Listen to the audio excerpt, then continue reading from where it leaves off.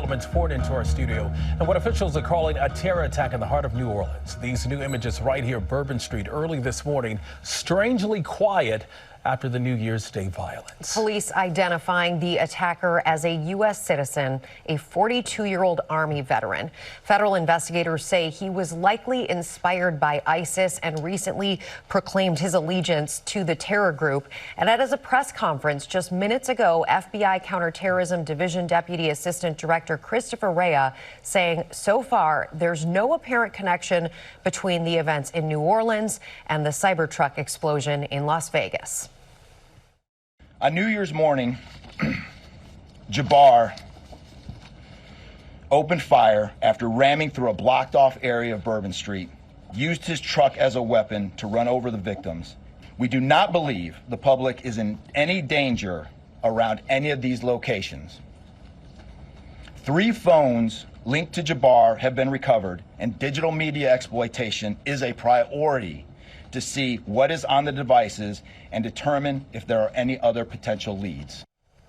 As for those leads, the officials are asking for the public's help as they dig for answers.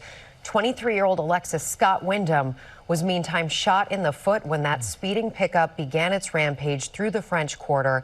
One of her friends is still in the hospital, but thankfully in stable condition. And Alexis is now back home in Mobile, Alabama. She's joining us now. Alexis, thank you very much. We appreciate it. First, how are you doing? How are you holding up? I'm doing better, much better. Can you tell us, what was going through your mind when all of this happened? It was supposed to be a fun night. Yes, the night was going well. Everybody was saying Happy New Year's. Random people was even saying Happy New Year's. As the night ended, we was on a corner at a pizza shop.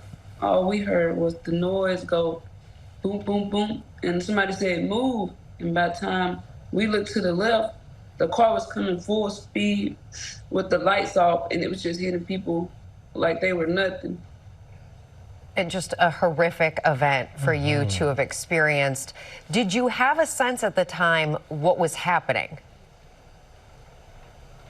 No, I thought it was just somebody drunk, and I thought he was a DUI, just having a DUI, like drunk driver at the time.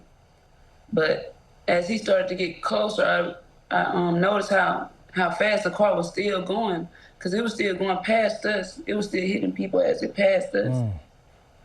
And Alexis, I understand you have a 1-year-old daughter. What was going through your mind just as a mother?